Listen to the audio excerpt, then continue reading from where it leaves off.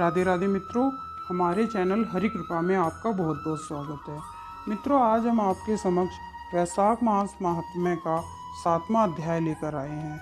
अध्याय शुरू करने से पहले मित्रों, मेरी आपसे एक रिक्वेस्ट है कि अगर आप हमारे चैनल पर पहली बार आए हैं और अभी तक आपने हमारे चैनल को सब्सक्राइब नहीं किया है तो प्लीज़ पहले हमारे चैनल को सब्सक्राइब कर लें।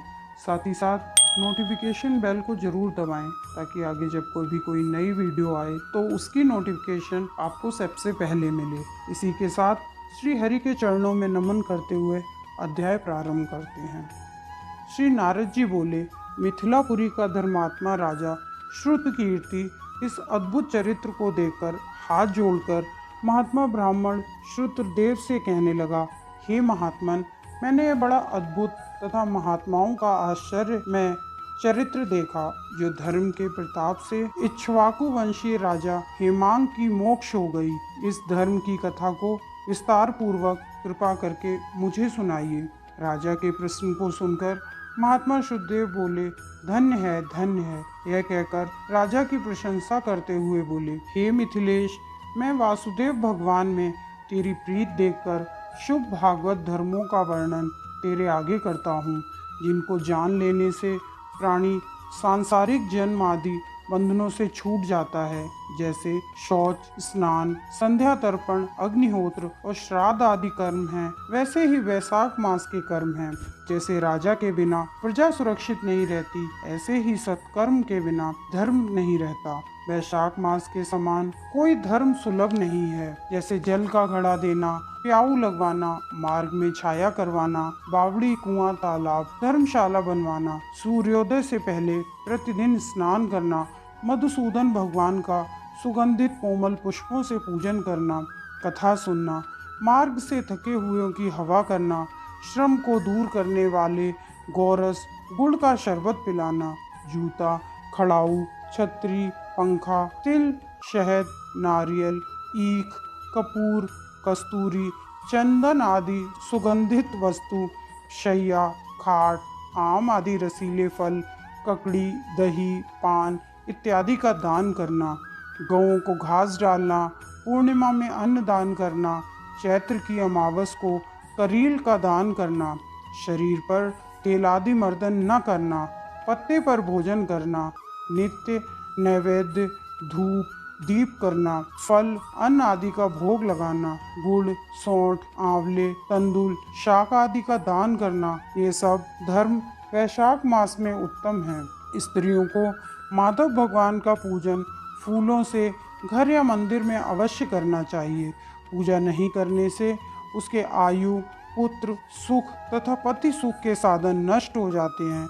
इस माह में विष्णु भगवान लक्ष्मी, मुनि तथा देवताओं के साथ घर घर जाकर यह देखते हैं कि कौन प्राणी मेरी पूजा करता है और कौन नहीं करता। जो पूजा नहीं करते उन्हें वे महादुखी होने का श्राप दे देते हैं। वैशाख मास में जल दान व अन्न दान, भूखे प्राणियों की प्राण रक्षा को अवश्य करना चाहिए। नहीं करने से पशु पक्षी और पिशाच की योनि मिलती है। हे राजन, अन्न दान न करने की एक अद्भुत कथा जो मेरे अनुभव की हुई है सो मैं तेरे सामने कहता हूँ। रेवा नदी के किनारे मेरे पिता पिशाच होकर अपना ही मांस खाते थे। भूख और प्यास के मारे उनका शरीर शिथिल हो गया था। पूर्व संचित दुष्ट कर्मों से उनकी क्षुधा और तृष्णा बढ़ गई थी। छायाहीन सेमल के वृक्ष के पास अन्न न मिलने के कारण उनकी चेतना नष्ट हो गई थी तथा कंठ के बीच में मांस खड़ा हो जाने से कंठ नली का छिद्र सूक्ष्म हो गया था, जिससे ऐसी पीड़ा होती थी कि प्राण जाने का भय रहता था। कुआं, बावड़ी और तालाब के शीतल जल को देखकर वह उसे विष समझता था। मैं गंगा यात्रा के निमित्त जा रहा था। दैवयोग से रेवती नदी के किनारे पर पहुंच गया।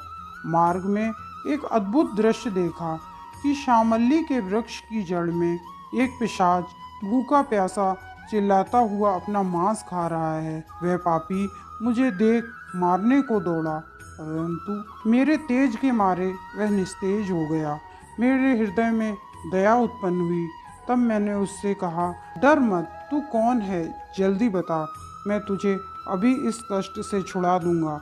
मेरे ऐसा कहने पर वह मुझे अपना पुत्र न जानकर कहने लगा कि पहले अनार्त देश में एक भूवराख्य नगर था। मेरा नाम मैत्र था। संस्कृति गोत्र में उत्पन्न हुआ था। तब विद्यादान और यज्ञ आदि में मेरी बड़ी निष्ठा थी। मैंने संपूर्ण विद्या पढ़ी और पढ़ाई, संपूर्ण तीर्थों में स्नान किया। हे अंग, मैंने लोभ के वशीभूत होकर वैशाख मास में अन्नदान नहीं किया था। इससे मेरे विचार में यही आता है कि ये इसी कारण मुझे पिशाच की योनि मिली है। अब मेरे घर पर शुद्धदेव नाम का मेरा पुत्र है, जो बड़ा ख्यातिवान है। उससे मेरी ये दशा कह देना कि तेरा पिता अन्नदान न करने से नदी के तट पर स्वर्ग में न जाकर बड़ा दुखी हुआ अपना ही मांस खाकर वृक्ष की जड़ में पिशाच योनि में बैठा है। अतः पिता की पिशाच योनि से छुड़ाने के लिए वैशाख मास में प्रातःकाल स्नान कर विष्णु की पूजा करे और भक्तिपूर्वक जल से मेरा तर्पण करे। फिर किसी श्रेष्ठ ब्राह्मण को अन्न दान करे, जिससे मैं विष्णु पद को प्राप्त हो जाऊं। जो मुझ पर इतनी दया करोगे तो तुम्हारा कल्याण होगा। अपने पिता के मुख से ऐसी बातें सुनकर और उनकी यह हालत देखकर मैं दुख के मारे उनके पांवों पर गिरकर बहुत देर तक लकड़ी की भांति पड़ा रहा और बार बार अपनी निंदा कर नेत्रों में आंसू भरकर कहने लगा, हे पिता, मैं तुम्हारा ही पुत्र हूँ। मैं देवयोग से यहाँ आया हूँ। अब आप ही बताइए कि मैं ऐसा कौन सा कार्य करूँ जिससे आपको मुक्ति की प्राप्ति हो। तब वह प्रसन्न होकर बोला, अब तू यात्रा करके शीघ्र घर को जा और मेष की संक्रांति में विष्णु भगवान के निमित्त अन्न अर्पण करके किसी श्रेष्ठ ब्राह्मण को देना। इससे सकुटुंब मेरी मुक्ति हो जाएगी। पिता की आज्ञा अनुसार मैंने तीर्थ यात्रा कर घर आकर वैशाख के महीने में अन्नदान किया। तब मेरे पिता मुक्त होकर विमान पर चढ़कर मुझे आशीर्वाद दे भगवान विष्णु के लोक को चले गए, जहाँ से फिर कभी लौट कर नहीं आए। इसलिए शास्त्रों में अन्नदान श्रेष्ठ कहा गया है। हे राजन, यह सब धर्मों का सारभूत है जो मैंने तुमसे कह दिया है। अब और किस बात को सुनने की तुम्हारी इच्छा है, सो मैं तुमसे अवश्य ही कहूँगा। इस प्रकार मित्रों, वैशाख मास महात्म्य का 7वां अध्याय संपन्न होता है। अध्याय अगर आपको पसंद आया हो तो इसे ज़्यादा से ज़्यादा अपने मित्रों के साथ शेयर करें, वीडियो को लाइक करें। एक बार फिर याद दिलाना चाहूँगा, अगर अभी तक आपने चैनल को सब्सक्राइब नहीं किया है तो चैनल को सब्सक्राइब करें। साथ ही साथ दिए गए नोटिफिकेशन बेल को भी ज़रूर क्लिक करें, ताकि आगे जब कभी कोई नई वीडियो आए तो उसकी नोटिफिकेशन आपको तुरंत मिले। तो इसी के साथ मित्रों, आपके मंगल की कामना श्री हरि के चरणों में करते हुए अब मैं आपसे विदा लेना चाहूँगा। राधे राधे मित्रों।